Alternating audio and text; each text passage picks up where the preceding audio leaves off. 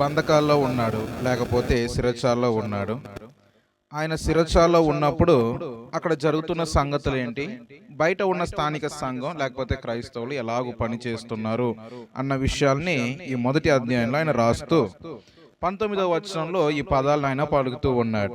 మరియు నేను ఏ విషయంలోనూ సిగ్గుపడక. ఈ రాత్రికాల సమయంలో ఈ పదాన్ని మనము కొద్ది నిమిషాలు ధ్యానం చేయబోతూ ఉన్నాం. పౌలు అంటూ ఉన్నాడు, నేను ఏ విషయంలోనూ సిగ్గుపడను అని అంటున్నాడు. క్రైస్తవుల మగ మనము ఈనాడు ఏ విషయాలకు సిగ్గుపడకూడదు అనే దానినే ఈ వచనాన్ని ఆధారం చేసుకొని మనము చదవబోతూ ఉన్నాం. సాధారణంగా క్రైస్తవులు ఈనాడు ఎలాగున్నారంటే అన్నిటికీ సిగ్గుపడతారు. ఏదో కొత్త పెళ్లి కొడుకుల్లాగా లేకపోతే పెళ్లి చూపులకి వెళ్ళినట్లుగా సిగ్గుపడుతూనే ఉంటారు. మీరు బాగా గమనించండి, చర్చికి రమ్మను, వాడు సిగ్గుపడుతూనే ఉంటాడు. ప్రార్థన చేయమనండి, అయ్యో నేను చేయనండి, నాకు వద్దు అని సిగ్గుపడతారు. పాట పాడమంటే సిగ్గుపడతారు, వాక్యం చదవమంటే సిగ్గుపడతారు కదా.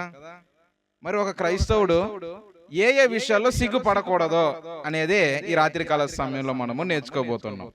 అర్థమైందా? నేను కూడా ఒకప్పుడు కొత్త పెళ్లి కొడుకునే, అప్పుడు నేను కూడా సిగ్గుపడుతున్నాను. ఇప్పుడు లేదు సిగ్గు, ఎందుకంటే కాలం గతించిన తర్వాత అవన్నీ వెళ్ళిపోతాయి. అలాగే క్రైస్తవులు కూడా ఎదిగే కొద్దీ కొన్ని విషయాల మీద సిగ్గుపడకూడదు. ఏం చేయకూడదు? మనము ఎదిగే కొద్దీ కొన్ని విషయాల మీద సిగ్గుపడకూడదు. పౌలు అంటున్నాడు, ఆయన ఏ విషయంలో సిగ్గుపడ్డంట? ఏ విషయంలోనూ సిగ్గుపడినా అన్నాడు. అంటే నేను సిగ్గుపడాల్సిన విషయం అంటూ ఏది నాకు లేదు. నేను న్యాయమైన పని చేస్తూ ఉన్నాను, మంచి పని చేస్తూ ఉన్నాను, క్రీస్తుని గురించి ప్రకటించాను, క్రీస్తు నిమిత్తమే శిరచాలకు కూడా వచ్చాను, కాబట్టి దీన్ని బట్టి సిగ్గుపడాల్సిన అవసరం నాకు లేదు అన్నాడు. అప్పుడు ఒక వ్యక్తి ఎప్పుడు సిగ్గుపడాలని అంటే తప్పో లేకపోతే పాపమో లేకపోతే మనుషులు ఎవరు అంగీకరించని పని చేస్తే సిగ్గుపడాలి. మంచి చేసినప్పుడు లేకపోతే దేవునికి అనుకూలమైన పనులు చేసేటప్పుడు సిగ్గుపడాల్సిన అవసరము లేదు. సాధారణంగా లోకంలో మనుషులు ఎలాగుంటారంటే పాపం చేసేటప్పుడు ఏ సిగ్గుపడరు, మంచి చేయమంటే సిగ్గుపడతారు. ఎందుకో మరి ఎక్కడన్నా నిలబడి మద్యపానం చేయటానికో లేకపోతే బూతులు మాట్లాడటానికో లేకపోతే కుటుంబము లేకపోతే సమాజము సంఘము వ్యతిరేకించే పనులు చేయడానికి నేడు ఎవరు సిగ్గుపడట్లా, అవన్నీ సిగ్గు విడిచి చేస్తున్నారు. కానీ దేవుని విషయాలు చేయమంటే మాత్రం ఎక్కడ లేని సిగ్గు ఈనాడు జనులకు వస్తూ ఉంది. ఆ ఉద్దేశంతోనే పౌలు చెప్పినట్లుగా ఏ విషయంలోనూ నేను సిగ్గుపడను అని చెప్పారు. కాబట్టి ఒక క్రైస్తవుడిగా నేను ఈనాడు ఏ ఏ విషయాలలో సిగ్గుపడకూడదు అనే దాన్ని ఒక చిన్న పాఠంగా నేర్చుకోవడానికి మనము ప్రయత్నం చేద్దాం. హెబ్రీలకు 11వ అధ్యాయము 16వ వచనాన్ని మనము చదువుదాం. మొట్టమొదటిగా ఒక క్రైస్తవుడు దేవుని విషయంలో ఎప్పుడు కూడా సిగ్గుపడకూడదు. ఏ విషయంలో? దేవుని విషయంలో సిగ్గుపడకూడదు, ఎప్పుడూ పడకూడదు. ఎందుకు అనంటే దేవుడు నా దేవుడై ఉన్నందుకు ఆయన సిగ్గుపడలేదు ఎప్పుడు కూడా. ఉదాహరణకు 16వ వచనాన్ని మనము చదువుదాం. హెబ్రీలకు 11వ అధ్యాయము 16వ వచనం. అయితే వారు మరి శ్రేష్టమైన దేశమును అనగా పరలోక సంబంధమైన దేశమును కోరుచున్నారు. రచయిత అబ్రహాము ఆయన సంతానాన్ని గురించి మాట్లాడుతూ ఉన్నాడు. అబ్రహాము, ఇస్సాకు, యాకోబు వారి సంతానాన్ని గురించి మాట్లాడుతూ ఉన్నారు. దేవుడు అబ్రహాంను పిలుచుకున్నాడు. ఆయన దేవుడు వాగ్దానం చేశాడు కాబట్టి దేశం ఇస్తానని దానికోసము తన ఊరిని తండ్రిని బంధువులను వదిలేసి బయటకు వచ్చాడు.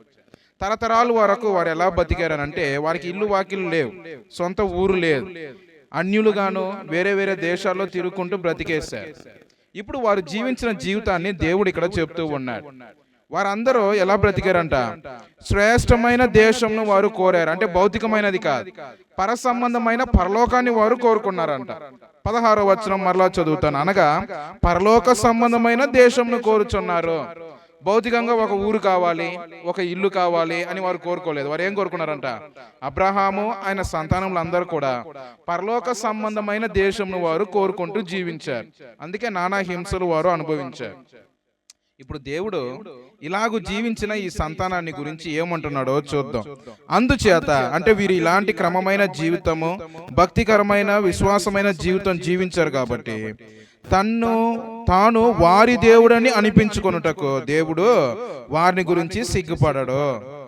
దేవుడు నేను వారి దేవుడు అని చెప్పడానికి ఏం చేయడంట? సిగ్గుపడ్డు. కానీ నేను నాకు దేవుడు ఉన్నాడు అని చెప్పడానికే సిగ్గు నాకు ఇప్పుడు కదా. దేవుడు పరలోకమందు ఉన్నవాడు, సర్వాధికారి అయినవాడు, న్యాయంగా విశ్వాసంగా ఈ భూమి మీద జీవించే వారిని చూచి సిగ్గుపడేవాడు కాదు.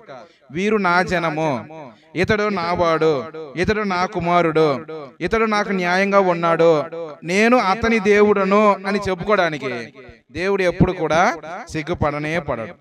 మీరు సాధారణంగా పాత నిబంధనలో చదివినట్లయితే ఎక్కువ శాతము దేవుడు తన్ను తాను పరిచయం చేసుకునేటప్పుడల్లా ఇలాంటి పదాలు వాడతారు. నేను అబ్రహాము, ఇస్సాకు, యాకోబుల దేవుడను. అంటే ఏమంటున్నాడు? అబ్రహాము ఏ దేవుణ్ణి పూజించాడో ఆ దేవుణ్ణి నేను, ఇస్సాకు యాకోబులు ఏ దేవుని వెంబడించారో ఆ దేవుని నేను అని చెప్పుకోవడానికి దేవుడు ఏం చేయలేదు, ఎప్పుడు సిగ్గుపడలేదు. నేను మా కుటుంబము పలానా దేవుని వెంబడిస్తున్నామని చెప్పడానికి ఈరోజు మనం ఏం చేస్తున్నాం, సిగ్గుపడుతున్నాం కదా. దేవుడు మీరు గమనించండి, పదే పదే గ్రంథంలో ఇలాంటి పదాలే ఉపయోగించారు. నిర్గమకాండం 3వ అధ్యాయం 6వ వచనాన్ని ఉదాహరణగా మనం చదివినట్లయితే, మోషే దగ్గర కొండ మీద దేవుడు మాట్లాడినప్పుడు కూడా ఆయన ఎలాగూ పరిచయం చేసుకున్నారో తను తాను ఒకసారి మనము చూద్దాం. మరియు ఆయన, నేను నీ తండ్రి దేవుడను. మోషే, నేను ఏమై ఉన్నానో తెలుసా, నీ తండ్రికి దేవుడను నేను. అంత మాత్రమే కాదు, అది వివరించి చెప్తూ ఉన్నాడు. అబ్రహాము దేవుడు, ఇస్సాకు దేవుడు, యాకోబు దేవుడు అని చెప్పగా మోషే దగ్గర దేవుడు మాట్లాడుతూ ఉన్నాడు. ఏమని మాట్లాడుతున్నాడు? నేను మీ తండ్రులకు దేవుడిని, అబ్రహాము, ఇస్సాకు, యాకోబులకు నేను దేవుడు. ఇప్పుడు మనం కూడా సాధారణంగా మన బంధువులతో మాట్లాడతాం కదా, నాకు ఒక దేవుడు ఉన్నాడు, ఆయన పేరు యెహోవా, ఆయన నాకు తండ్రి అని మనం చెప్తామా? కానీ దేవుడు సిగ్గుపడకుండా చెప్తున్నాడు, నేను వారికి తండ్రిని, వారు నాకు కుమారులు, నేను వారికి దేవుడై ఉన్నాను అని చెప్పుకోవడానికి దేవుడు ఏనాడు ఎప్పుడు సిగ్గుపడేవాడు కాదు. అందుకే దేవుని విషయంలో మనం కూడా ఏం చేయకూడదు, ఎప్పుడు సిగ్గుపడకూడదు. పేతురు కూడా క్రొత్త నిబంధనలో దేవుడిని అలాగే పరిచయం చేశాడు మనకు. ఉదాహరణకు అపోస్తుల కార్యగ్రంథాలు 3వ అధ్యాయం 13వ వచనాన్ని మనం చదువుదాం. అపోస్తుల కార్యగ్రంథాలు 3:13. అబ్రహాము, ఇస్సాకు, యాకోబు అని వారు దేవుడు, అనగా మన పితరుల దేవుడు. దేవుడు మనుషులకు దేవుణ్ణై ఉన్నాను అని చెప్పడానికి, లేకపోతే నీతిమంతులకు దేవుణ్ణై ఉన్నాను, అబ్రహాము, ఇస్సాకు, యాకోబులు వారి తరములందరూ నన్ను ఆరాధించారు, నేను వారి దేవుడిని చెప్పడానికి దేవుడు ఎప్పుడు కూడా ఏం చేయలేదంట, సిగ్గుపడలేదు. మరి ఈరోజు మనము నాకు దేవుడు ఉన్నాడని ఆయన పేరు చెప్పడానికి, లేకపోతే నేను పలానా దేవుడిని ఆరాధిస్తున్నాను చెప్పడానికి సిగ్గుపడవచ్చా? చెప్తుంటేనే చాలా మంది తల ఉంచుకుంటుంటారు సిగ్గుతో. దానికి సిగ్గుపడాల్సిన అవసరం మనకు లేదు. ఒక వ్యక్తి ఇలాగే దేవుడిచ్చిన పనిని చేయకూడదని దేవుని దగ్గర నుంచి తప్పించుకోవడానికి ఒక ఊరికి వెళ్లకుండా ఇంకొక ఊరికి ఓడ ఎక్కారు. ఎవరైనా యోనా. అక్కడ జరుగుతున్న ఆ యొక్క సమస్యలన్నీ చూచి ఓడలో ఉన్న వారందరూ అడుగుతూ ఉన్నారు, పడవలో ఉన్న వారందరూ, అసలు ఇవన్నీ ఎవరి గురించి జరుగుతున్నాయి, ఎందుకు జరుగుతున్నాయి అని వారి చీట్లు వేసుకున్నప్పుడు యోనా పేరు వచ్చింది. యోనా దగ్గరికి వెళ్ళి విచారిస్తున్నారు, అసలు ఎవడ్రా బాబు నువ్వు, నీ నుంచి ఇంత సమస్య జరుగుతుంది, నువ్వేమో గాఢ నిద్రలో ఉన్నావు అని అడిగితే యోనా తను తాను ఎలాగో పరిచయం చేసుకున్నాడో చూద్దాం. యోనా గ్రంథము 1వ అధ్యాయము 8-9 వచనాలు మనము చదువుదాం. యోనా గ్రంథం 1వ అధ్యాయం 8-9 వచనాలు. కాబట్టి వారు అతన్ని చూచి, ఎవరిని బట్టి ఈ కీడు మనకు సంభవించెనో, ఈ వ్యాపారము ఏమిటో, నీ వెక్కడ నుండి వచ్చితివో, నీ దేశమేదో, నీ జనమేదో, నీ సంగతి అంతయు మాకు తెలియజేయుమనగా. సరే, ఇప్పుడు ప్రజలు ఏమేమి అడుగుతున్నారు ఆయన ఓడలో ఉన్న ప్రజలు?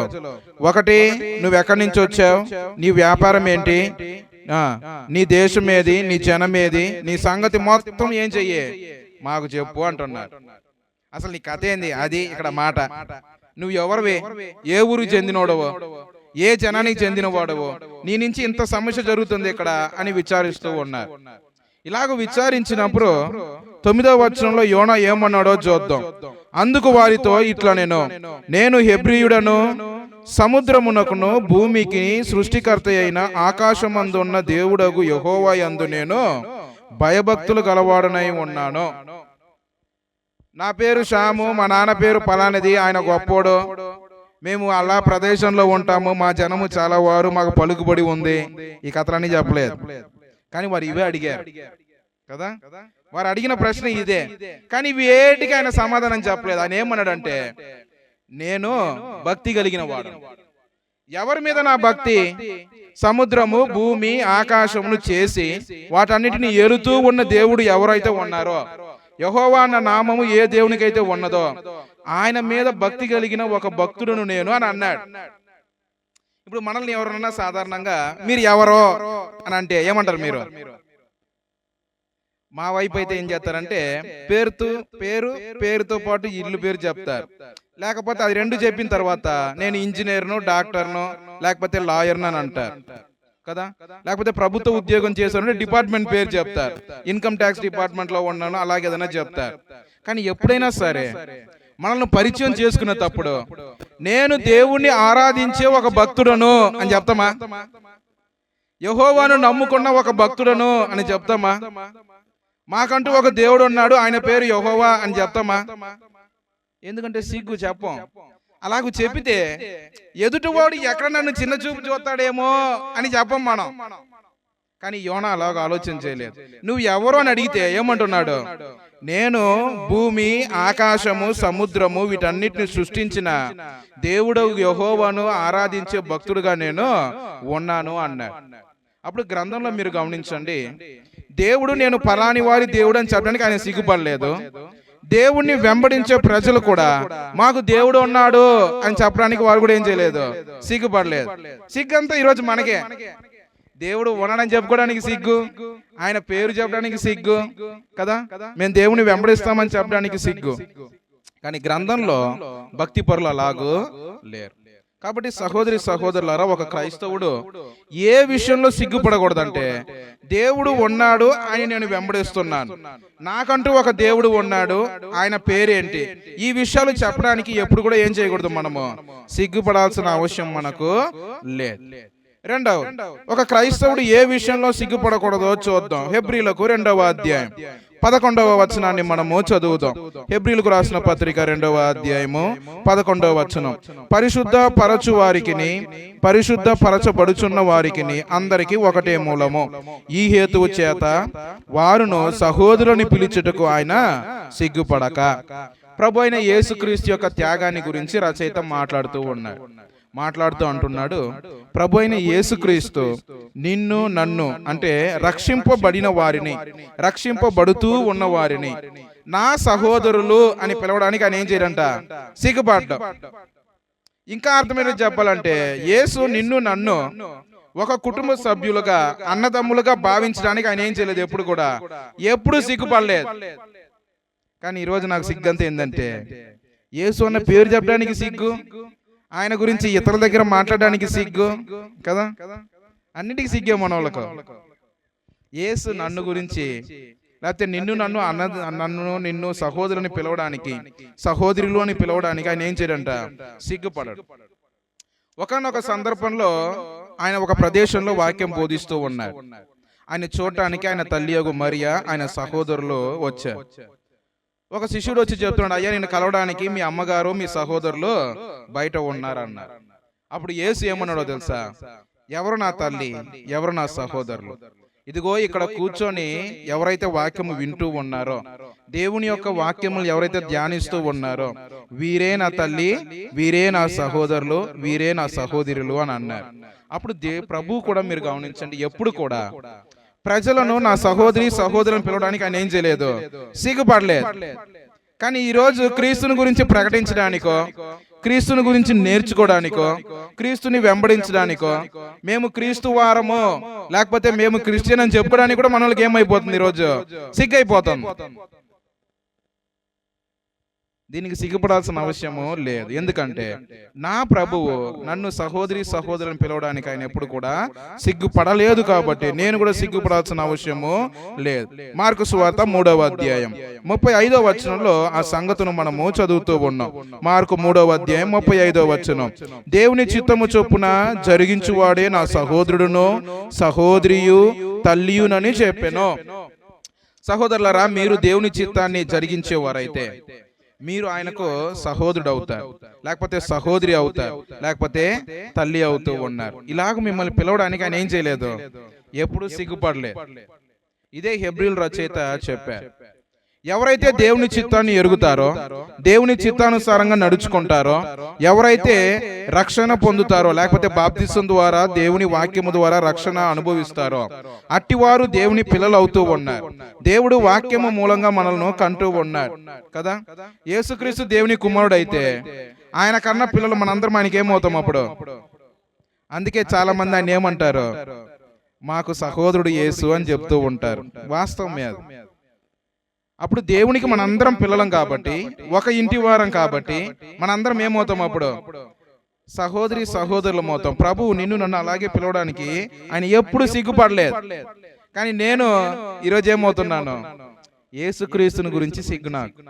ఆయన గురించి మాట్లాడాలన్నా, చెప్పాలన్నా, కీర్తించాలన్నా, ఆయన గురించి ఎవరి దగ్గర మనము ఆయన పరిచయం చేయాలన్నా మనం ఏమవుతూ ఉంటాం? సిగ్గుపడుతూ ఉంటాం. అలాగే సిగ్గుపడాల్సిన అవసరము లేదు. ఎందుకంటే నా ప్రభువు నన్ను గురించి ఎప్పుడు కూడా సిగ్గుపడలేదు కాబట్టి నేను కూడా సిగ్గుపడాల్సిన అవసరము లేదు. అపోస్తల కార్యగ్రంథాలు 5వ అధ్యాయం 40 నుండి 42 వచనాలు మనం చదివినట్లయితే, ప్రభు అయిన యేసుక్రీస్తు యొక్క శిష్యులు, ముఖ్యంగా అపోస్తులు, ఆయన గురించి ఎక్కడ ప్రకటించిన వారికి నానా విధాలైన అభ్యంతరములు, ఇరుకులు, ఇబ్బందులు, హింసలు కలిగాయి. అలాంటి ఒక సందర్భాన్ని ఇక్కడ కూడా మనము చూస్తూ ఉన్నాం. 40 నుండి చదువుదాం. వారి అతని మాటకు సమ్మతించి అపోస్తులను పిలిపించి కొట్టించి యేసు నామమును బట్టి బోధింపకూడదని ఆజ్ఞాపించి వారిని విడుదల చేసిరి. ఇక్కడ ప్రభుత్వంలో ఉన్నవారు, మత నాయకులు ఏం చేస్తారంటే అపోస్తులను పిలిపించారు, మర్యాదలు చేయడానికి కాదు, కొట్టడానికి. కొట్టి అవమానం చేసి ఇక బయటికి వెళ్ళి మీరు ఏం చేయొద్దు, యేసును గురించి క్రీస్తుని గురించి అక్కడ ప్రకటించొద్దని వార్నింగ్ ఇచ్చి పంపించారు. మరి వీళ్ళు ఏం చేశారంట? 41వ వచనం, ఆ నామము కొరకు అవమానము పొందుటకు పాత్రులని ఎంచబడినందున వారు సంతోషించుచు మహాసభుట ఎదుట నుండి వెళ్ళిపోయి. కొట్టించుకున్నందుకు సంతోషపడే వాళ్ళు వీళ్ళే, అవమానం పొందినది భాగ్యమని ఎంచుకున్న వారు వీరే. ఎందుకంటే ఇవన్నీ యేసునామమున మేము అనుభవిస్తున్నామని అనుకున్నారు, మా క్రీస్తు కొరకు ఇవన్నీ అనుకున్నారు. ఒకడేమో పిలిచి వార్నింగ్ ఇచ్చి కొట్టి ఇక మీద అది చెయ్యొద్దనంటే వీళ్ళు ఏం చేస్తుండ్రు? మహాభాగ్యమని ఎంచుకుంటారంట దాన్ని. ఎందుకు? క్రీస్తు కొరకు కొట్టించుకోవడం, క్రీస్తు కొరకు నింద పాలవడం, క్రీస్తు కొరకు అవమానము పొందడం, ఇవన్నీ భాగ్యముగా వారు ఎంచుకున్నారు. ఈరోజు అలా చేస్తారా? మనం జావం వెళ్తే కొడతారు అని చెప్తే వస్తానని నేను అసలు ఇటు పక్కే. జావం వెళ్ళి క్రీస్తు సువార్తను ప్రకటిస్తానని చెప్తే గరిగిపాడికే రాను నేను ముందు. అలాంటిది ఇంకా జావం దాకా వస్తానా? ఖచ్చితంగా రాను. అవునా? ఎక్కడన్నా మీటింగ్ పెట్టి క్రీస్తుని గురించి ప్రకటిస్తే మిమ్మల్ని చిరచాల్లో వేస్తాము, లేకపోతే ప్రభుత్వం మిమ్మల్ని ఇబ్బంది పెడుతుంది, హింస పెడుతుంది అంటే వస్తామా ఇంకోసారి ఇలాంటి ప్రాంతానికి?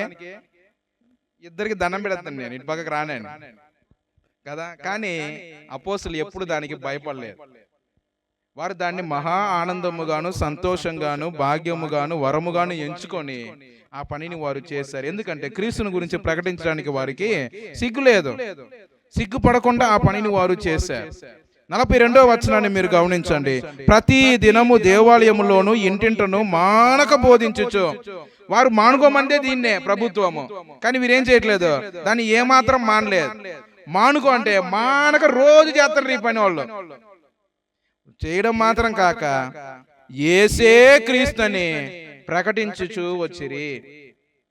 సహోదరులారా, ఈ ప్రాంతంలో మీకు ఎన్ని ఇబ్బందులు, ఇరుకులు వచ్చినా మీరు సిగ్గుపడకుండా ప్రతి దినము, అనుదినము ఇంటింటనో లేకపోతే స్థానిక సంఘం రూపంలోనో యేసే క్రీస్తుని ప్రకటించడానికి మీరేం చేయకూడదు? సిగ్గుపడనేకూడదు. ఎందుకంటే ఆయన నా గురించి ఏం చేయలేదు, ఎప్పుడు సిగ్గుపడలేదు. అప్పుడు ఒక క్రైస్తవుడు నాకు దేవుడు ఉన్నాడు, ఆయన ఎలాంటి వాడు అని చెప్పడానికి ఏం చేయకూడదు? సిగ్గుపడకూడదు. యేసే క్రీస్తు అని ప్రకటించడానికి ఏం చేయకూడదు? ఎప్పుడు సిగ్గుపడకూడదు. ఒకవేళ నేను అలా సిగ్గుపడితే ఏమవుతుందో చూద్దాం. మార్కు సువార్త 8వ అధ్యాయం 38వ వచనాన్ని మనము చదువుదాం. మార్కు సువార్త 8వ అధ్యాయము 38వ వచనాన్ని మనము చదువుదాం.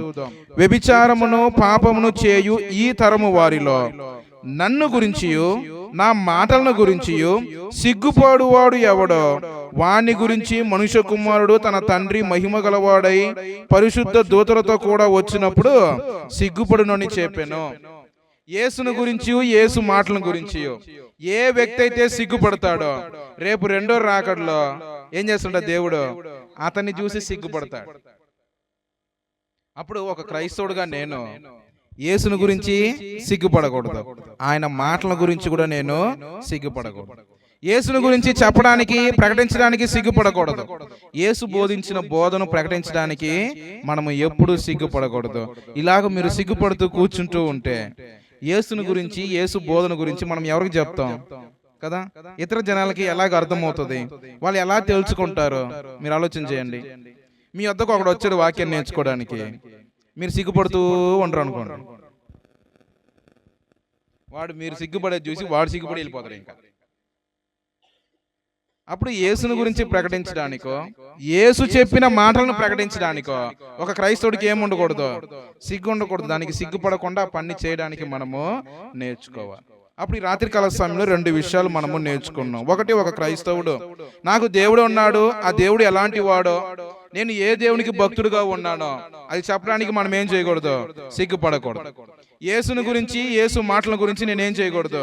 సిగ్గుపడకూడదు. ఎందుకంటే వారి ఇరువురు కూడా నేను మీ దేవుడను, మీ సహోదరుడు అని చెప్పడానికి వారేం చేయలేదు, ఎప్పుడు సిగ్గుపడలేదు. కాబట్టి నేను కూడా సిగ్గుపడాల్సిన అవసరము లేదు. మూడవది, ఒక క్రైస్తవుడు ఎందుకు సిగ్గుపడకూడదో మనము చూద్దాం. రోమీలకు 1వ అధ్యాయం 15-16 వచనాలు మనము చదువుదాం.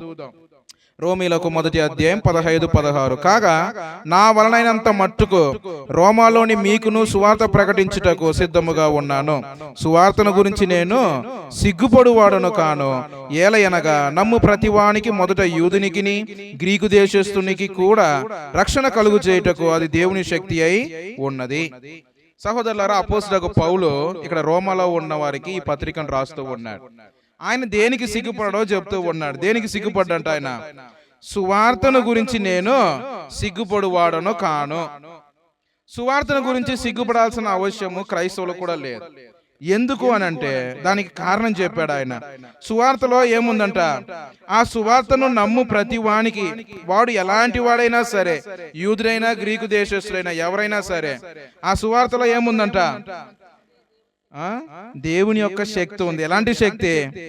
రక్షణ కలుగజేస్తున్న దేవుని యొక్క శక్తి దాంట్లో ఉంది. నేను సువార్తను బోధించినప్పుడు కేవలం వాక్యం మాత్రం బోధించలేదు. ప్రభు యొక్క మరణము, సమాధి, పునరుద్ధానాన్ని గురించి మాత్రం నేను బోధించలేదు. నేను దేవుని యొక్క రక్షించే శక్తిని గురించి నేను బోధిస్తూ ఉన్నాను. దీనికి సిగ్గుపడాల్సిన అవసరము లేదు. మరి ఈరోజు సువార్తను ప్రకటించడానికి సిగ్గుపడకుండా ఎవరు వెళ్తున్నారు చెప్పండి? మాకెందుకయ్యా బాధ? ఉండరు ఇద్దరు ఒకటికి, వాళ్ళు చూసుకుంటారు ఆ పని కదా. ఇది వాళ్ళకి మాత్రం ఇచ్చిన పని కాదు. సువార్తను ప్రకటించడం అనేది మానవ కోటికి దేవుడు ఇచ్చిన గొప్ప ఆజ్ఞ, లేకపోతే గొప్ప బాధ్యత. ఇది ఒక్కొక్కరు మనం చేయాలి. కానీ చాలా వరకు క్రైస్తవులు ఏమనుకుంటారు అంటే ఇది కేవలము సువార్తకుని యొక్క బాధ్యత అనుకుంటున్నారు. కాదు. స్థానిక సంఘంలో ఎంతమంది అయితే వాక్యము నేర్చుకొని, ఎంతమంది అయితే క్రీస్తునందు విశ్వాసం ఉంచి, ఎంతమంది అయితే దేవుని శక్తిని రుచి చూచి రక్షణ పొందారో వారందరికీ ఇది బాధ్యతే.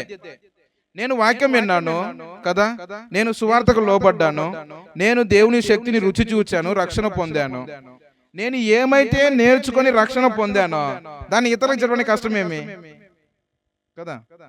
నేను ఏమైతే రుచి చూచానో ఆ రుచిని ఇంకొక వ్యక్తికి నేను పరిచయం చేయడంలో ఏం తప్పు ఉంది?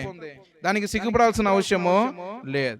అదే పౌలు అన్నాడు, నేను సువార్తను గురించి సిగ్గుపడువాడను కాను.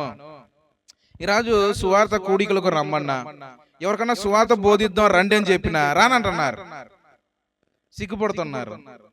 మేము అలాంటి వాటికి మమ్మల్ని పిలవద్దండి అంటున్నారు. పెళ్లిళ్ళు, పేరెంటాలకు పిలిస్తే బాగొస్తారు మనోళ్ళు.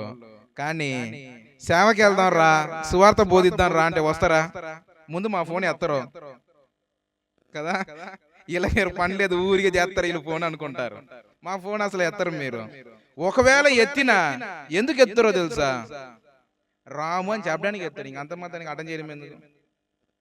మాకు పని ఉందండి, ఉద్యోగం ఉంది, మేము రాము అని చెప్పేస్తాం. కానీ పౌలు అంటున్నాడు, నేను సిద్ధముగా ఉన్నాను. దేనికి సిద్ధంగా ఉన్నంట ఆయన?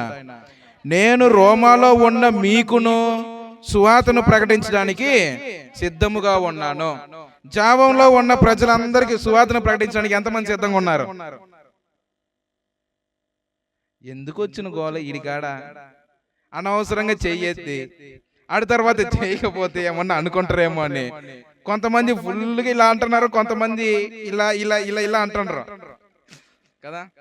పౌలు అంటున్నాడు ఆయనకి ఎందుకు సువార్త గురించి సిగ్గు లేదంటే ఆయన సిద్ధంగా ఉన్నాడు కాబట్టి ఆయనకి సిగ్గు లేదు. దేనికి ఆయన సిద్ధముగా ఉన్నాడు అని అంటే రోమాలో ఉన్న వారికి సువార్తను ప్రకటించడానికి ఆయన సిద్ధంగా ఉన్నాడు. మీరు ఎప్పుడైతే దేవుని కొరకు ఒక పని చేయాలని మీరు సిద్ధపడతారో అప్పుడే సిగ్గు వెళ్ళిపోద్ది అక్కడ నుండి. సిగ్గు ఎప్పుడు ఉంటదంటే సిద్ధపాటు లేనప్పుడే సిగ్గు ఉంటది. అవునా? మీకు ఒక ఉదాహరణ చెప్తాను.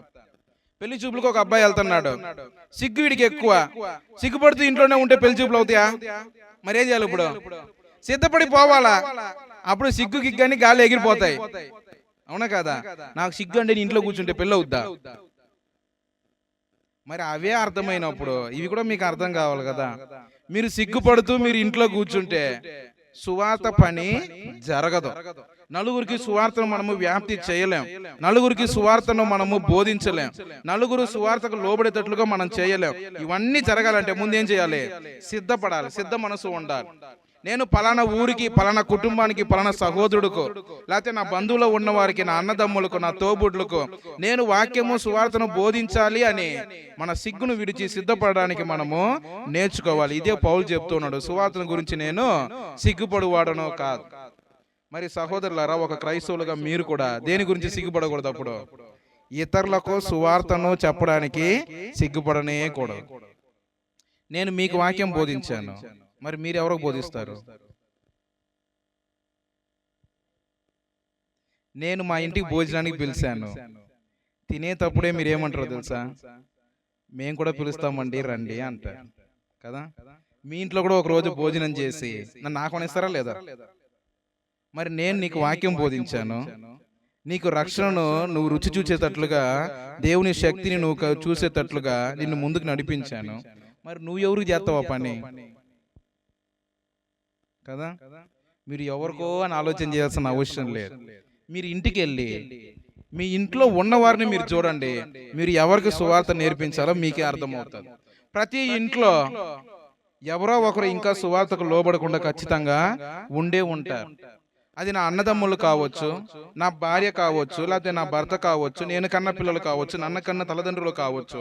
ఎవరో ఒకరు ఇంకా సువార్తకు లోబడిన వారు ఖచ్చితంగా నా ఇంట్లో ఉంటారు. వారికి చెప్పండి. ఒకవేళ దేవుని కృప ద్వారా మీ కుటుంబం అంతా రక్షణ పొందిన వారైతే అప్పుడు కుటుంబం నుండి బయటకు ఆలోచన చేయండి. మీ స్నేహితులు, మీ బంధువులు ఎవరో ఒకరు ఉంటారా లేదా? మరి వారికి సిగ్గులు పడకుండా మీరేం చేయాలి? ఇప్పుడు సువార్తను ప్రకటించడానికి మీరు ప్రయత్నము చేయాలి. అప్పుడు ఒక క్రైస్తవుడుగా మనం ఏ విషయంలో సిగ్గుపడకూడదంటే సువార్తను ప్రకటించడానికి మనము సిగ్గుపడకూడదు అనేది దయచేసి మీరందరూ కూడా నేర్చుకోవాలి. 4వది, ఎందుకు సిగ్గుపడకూడదు, ఏ విషయంలో సిగ్గుపడకూడదు ఒక క్రైస్తవుడు అంటే 1 పేతురు 4వ అధ్యాయం 16వ వచనాన్ని మనము చదువుదాం. 1 పేతురు 4వ అధ్యాయం 16వ వచనం. ఎవడైనను క్రైస్తవుడు అయినందుకు బాధ అనుభవించిన ఎడల అతడు సిగ్గుపడక ఆ పేరును బట్టి దేవుని మహిమపరచవలెనో. నువ్వు క్రైస్తవుడివై ఉంటేనే అసలు నువ్వేం చేయకూడదు? ఇంకా సిగ్గుపడకూడదు. నేను క్రైస్తవుడను అన్న పేరు నాకు ఉంటేనే ఆ పేరు ద్వారా నాకు ఎన్ని హింసలు వచ్చినా, ఎన్ని బాధలు వచ్చినా, ఎన్ని అవమానాలు వచ్చినా నేనేం చేయకూడదంట? ఆ పేరును గురించి సిగ్గుపడకూడదు. ఆ పేరును బట్టి దేవుని ఏం చేయాలి? మహిమపరచాలి. చాలా మంది క్రైస్తవులకు సమస్యలే రావు అనుకుంటారు. కాదు కాదు, క్రైస్తవుడు అయితేనే సమస్యలు వస్తాయి. ఇది నేను చెప్పలేదు, పేతురు చెప్పాడు. క్రైస్తవుడు అయినందుకు నీకు బాధ కలిగితే నువ్వేం చేయాలంటే అప్పుడు దాన్ని మహా ఆనందముగా ఎంచుకొని దేవుణ్ణి ఆ పేరును బట్టియే నువ్వు మహిమపరచాలి. మరి క్రైస్తవులకి ఈనాడు సమస్య వస్తుందా? మనందరికీ ఏదో ఒక సమస్య ఆర్థికంగానో, ఆరోగ్యపరంగానో, లేకపోతే ఆత్మీయంగానో కంపల్సరీ ఉంటుంది. ఇప్పుడు అందుకని మనం ఏం చేయకూడదు? వెంటనే మీరు వద్దు, మీ చర్చి వద్దు, మీ దేవుడు వద్దని వదిలేయకూడదు. ఆ పేరును బట్టి ఏం చేయాలంటే మనము దేవుని మహిమపరచాలి. ఆ పేరును గురించి సిగ్గుపడాల్సిన అవసరము లేదు. ఈనాడు ఇతరులు బయట ఉన్నవారు వారు చేసే కొన్ని తప్పుల ద్వారా క్రైస్తవులు అందరిని అవమానించడం మనము చూస్తూనే ఉన్నాం కదా. కొంతమంది అబద్ధ బోధకులు చేసే పనుల ద్వారా క్రైస్తవులందరిని అవమానించడం మనము చూస్తూనే ఉన్నాం. అలాగ అవమానించినా సరే మీరు క్రైస్తవులు అయినందుకు ఆ పేరును బట్టి మీరు ఏం చేయకూడదు, సిగ్గుపడకూడదు. చాలా మంది ఈరోజు నేను క్రైస్తవుడును అని చెప్పుకోవడానికే సిగ్గుపడుతూ ఉన్నారు. కానీ అలాగ సిగ్గుపడాల్సిన అవసరం మనకు లేదు అనే గ్రంథం మనకు నేర్పిస్తూ ఉంది. కొరింథీయులకు రాసిన 2వ పత్రిక 11వ అధ్యాయము 23 నుండి 28 వచనాలు మీరు ఇంటికి వెళ్ళి చదువుకోండి. 2 కొరింథీయులకు 11, 23 నుండి 28 వచనాలు. అపోస్తలుడగు పౌలు తాను పొందిన శ్రమలన్నింటినీ ఇక్కడ వివరిస్తూ ఉన్నాడు. ఎన్నెన్ని శ్రమలు తన జీవితంలో ఒక క్రైస్తవుడు అయినందుకు అతను అనుభవించాడో చెప్పాడు. ఉదాహరణకు విశేషముగా ఆయన ప్రయాసపడిన దాన్ని చెప్పాడు. ఎన్నిసార్లు చెరచాలకు వెళ్ళొచ్చాడో చెప్పాడు. ఎన్నిసార్లు ఎంతమంది దగ్గర దెబ్బలు తిన్నాడో చెప్పాడు. ఎన్నిసార్లు ఉపవాసం ఉన్నాడు, దిగంబరత్వంలో ఎన్ని రోజులు ఉన్నాడు కదా, ఆహారం లేకుండా చలికి నీళ్ళల్లో ఓడ పగిలిపోయి ఎన్నెన్ని ఇబ్బందులు అతడు గురి పొందాడో చెప్పాడు. ఏ ఊరికన్నా వెళ్తే క్రీస్తుని గురించి ప్రకటిస్తే వారు కొడుతూ ఉన్నారు. తన స్వజనము తనని అవమానపరుస్తూ ఉన్నారు. ఈ బాధలన్నీ అతనికి ఉన్న క్రైస్తవుడుగా అతనికి ఉన్న గొప్ప బాధ మాత్రము ఆయన చెప్పాడు. ఉదాహరణకు మీరు 28వ వచనం 28వ వచనంలో గమనిస్తే అతను అంటూ ఉన్నాడు, ఇవన్నీ గాక సంఘములన్నిటిని గురించిన చింతయు కలదు, ఈ బాధ దినదినము నాకు కలుగుచున్నది. పౌలుకు ఎన్ని బాధలు ఉన్నా ఆయనకు ఉన్నది ఒకటే బాధ, అన్నిటికన్నా ఎక్కువ. ఏ బాధ? సంఘములన్నిటిని గురించిన బాధ. నేను అనేకమైన ప్రాంతానికి వెళ్ళాను, అక్కడంతా సంఘాలను స్థాపించాను. వారు ఎలాగున్నారు, వారి ఎదుగుదల ఎలాగుంది, వారు చేసే పనులు ఎలాగున్నాయి, ఈ బాధ దినదినము అతనికి ఎక్కువ భారం అయిపోయింది. ఈరోజు మనకు మన స్థానిక సంఘమును గురించిన భారము బాధ రెండు ఉన్నాయా? బాధ లేని వారు ఎవరన్నా ఉన్నారా? ఉదయం మొదలుకొని రాత్రి నిద్రపోయేంత వరకు మన కుటుంబంలో ఉన్న వారి అందరిని గురించి మనం ఆలోచన చేస్తాం కదా, వారి అందరిని గురించి మనము బాధపడుతూ ఉంటాం. నేను ఆరాధనకి వెళ్తున్న ఆ స్థానిక సంఘాన్ని గురించి బాధ భారము రెండు మనకు ఉన్నాయా? లేవా? మరి అప్పుడు పౌలుకు ఉన్నాయి కదా. పౌలు అంటున్నాడు, ఈ నాకు ఒక చింత కలదు, అది దేని గురించి అంట? సంఘంను గురించి. ఈ భారము దినదినము నాకు కలుగుతున్నది. రోజు దినదినము నా భౌతికమైన జీవితంలో ఎలాగైతే నాకు బాధలు ఉన్నాయో అలాగే ఆత్మీయంగా నా స్థానిక సంఘ ఎదుగుదలను గురించి కూడా నాకేముండాలి? బాధ భారము ఉండాలి. దీనికి సిగ్గుపడాల్సిన అవసరము లేదు. ఇలాగే మొదటి శతాబ్దంలో ఉన్న క్రైస్తవులు శ్రమ పడ్డారు. క్రైస్తవులను చెప్పుకోవడానికి వారు సిగ్గుపడలేదు. నేడు మనం కూడా ఏం చేయకూడదు, క్రైస్తవులను చెప్పుకోవడానికి సిగ్గుపడాల్సిన అవసరం మనకు లేదు. ఐదవది, ఒక వ్యక్తి దేనికి సిగ్గుపడకూడదు అని అంటే క్రీస్తుకు లాగా ఈ భూమి మీద జీవించడానికి సిగ్గుపడాల్సిన అవసరం మనకు లేదు. ఉదాహరణకు ప్రభు ఎలా బ్రతికారో, ఎలాగూ జీవించారో, ఆయన అనుదిన నడవడికలు ఎలాగున్నాయో చూద్దాం. లూకా సువార్త 4వ అధ్యాయం 16, 17 వచనాలు మనము చదువుదాం. తరువాత ఆయన లూకా 4, 16, 17 తరువాత ఆయన తన పెరిగిన నజరేతునకు వచ్చెను. తన వాడుక చొప్పున విశ్రాంతి దినమున సమాజ మందిరములోనికి వెళ్ళి చదువుటకై నిలుచుండగా ప్రవక్త అయిన యెషయా గ్రంథము ఆయన చేతికి ఇయ్యబడెను. ఆయన గ్రంథమును విప్పగా. సహోదరులారా, ఇక్కడ మీరు గమనించండి, ప్రభు అయిన యేసుక్రీస్తుకు ఒక అలవాటు ఉంది, ఒక వాడుక చొప్పున చేసే పని ఉంది. ఏంటది? ఆయన సమాజ మందిరమునకు వెళ్ళడం అనేది ఆయనకు వాడుక చొప్పున ఉన్న ఒక అలవాటు. వెళ్ళిన వాడు ఏం చేస్తూ ఉన్నాడు? అక్కడ చదవుటకై నిలుచుండగా అప్పుడు ఆయనకు ఒక గ్రంథం ఇచ్చారు, యెషయా రాసిన గ్రంథం ఇచ్చారు. ఇచ్చిన తర్వాత ఆయన ఏం చేస్తుంట దాన్ని విప్పి చదివి వారికి వివరిస్తూ ఉన్నారు. ఈరోజు ఈ మూడు చేయడానికి మనం కూడా సిగ్గుపడుతూ ఉన్నాం. ముందు చర్చికి వెళ్ళడానికి సిగ్గు, రెండవది అక్కడ ఏదైనా ఒక బాధ్యత తీసుకోవడానికి సిగ్గు, మూడవది ఒకవేళ బాధ్యత ఇస్తే దాన్ని చేయడానికి కూడా సిగ్గే. ప్రభు అలాగే ఎప్పుడూ చేయలేదు. ఆయనకు ఒక వాడుక చొప్పున అలవాటు ఉంది. ఒకటి, ఆయన సమాజ మందిరానికి వెళ్ళే అలవాటు ఉంది. చర్చికి వెళ్ళడానికి, స్థానిక సంఘానికి వెళ్ళడానికి సిగ్గుపడాల్సిన అవసరం ఎప్పుడు కూడా మనకు లేదు. ఆ సిగ్గు పోవాలంటే ఏం చేయాలో తెలుసా? దాన్ని వాడుకగా తెచ్చుకోవాలి అంతే, దాన్ని అలవాటు చేసుకోవాలి అంతే.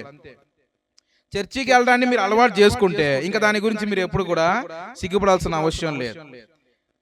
జీవితాంతం చర్చికి వెళ్తే సరిపోదు, చర్చిలో ఏం కూడా చేయాలి? అప్పుడు ఏం చేయాలా? అక్కడ కార్యక్రమాల్లో కలుసుకొని దాన్ని నేర్చుకొని దాన్ని మీరు కూడా భవిష్యత్తులో నడిపించగలిగిన అంత సామర్థ్యం మీరు కూడా సంపాదించుకోవాలి. ప్రభు వెళ్ళాడు, గుంపుతో గుంపు కూర్చొని వచ్చేద్దాం అనుకోలేదు. ఏం చేశారంట? చదువుటకై నిలవబడినప్పుడు కదా ముందుకు వచ్చాడు, చదవడానికి సిద్ధమయ్యాడు. ఈరోజు అవకాశాలు విస్తారంగా ఉన్నా దాన్ని వాడుకోవడానికి ఈరోజు యవనస్తులు సిగ్గుపడుతూ ఉన్నారు. మీరు బైబిల్ చదువుతారంటే సంఘంలో వద్దంటారా? ప్రార్థన చేస్తారంటే వద్దంటారా? పాటలు పాడతామంటే వద్దంటారా? కానీ మీరు చేయట్లేదు, సిగ్గుపడుతున్నారు. మీరు సిగ్గుపడుతూ ఉంటే మనం ప్రభులాగా ఎదగలేదు. ప్రభువు ఈ భూమి మీద ఆయన చేసిన సేవలో మీరు గమనించండి. ఒకానొక సందర్భంలో 5,000 మందికి ఆయన ఆహారం ఇచ్చాడు కదా. ప్రార్థన చేశాడా? ఎంతమంది ఉన్నారు అక్కడ? 5,000 మంది ఉన్నారు. 5,000 మంది ముందు నిలబడుకొని ఏమాత్రము సిగ్గు అలాంటివి ఏం లేవు. ప్రార్థన చేయమంటే చేశాడు అంతే.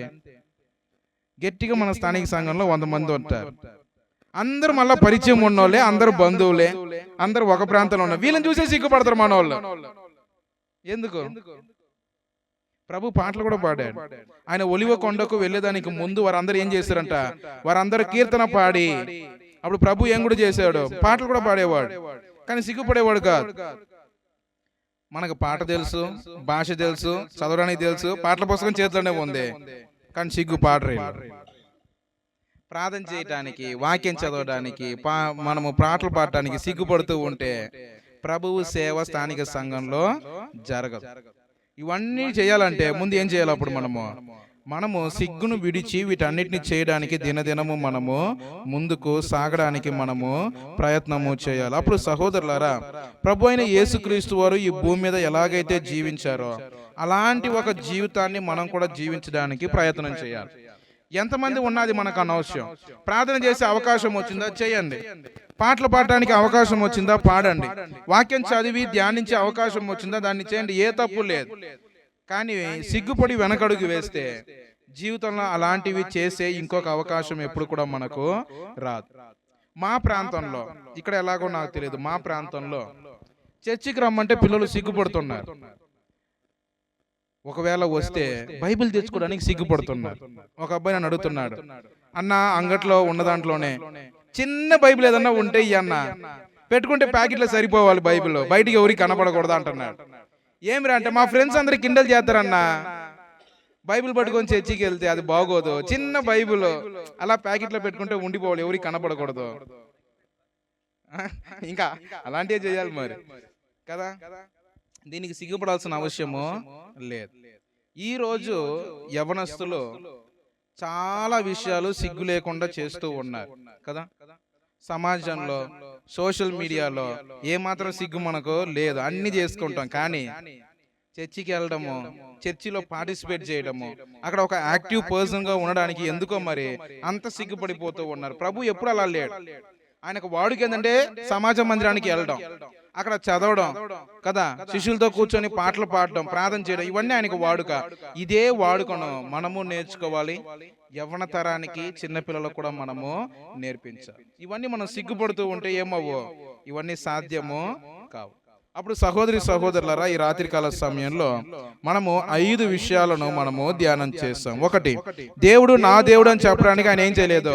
సిగ్గుపడలేదు. అందుకని దేవుని గురించి నేను కూడా సిగ్గుపడకూడదు. అవకాశం దొరికిన కొలది నా దేవుడు ఎలాంటి వాడో ఆయన గురించి నేర్పించడానికి నేను ప్రయత్నం చేయాలి. నా ప్రభువు నన్ను సహోదరి సహోదరులను పిలవడానికి ఆయన సిగ్గుపడలేదు.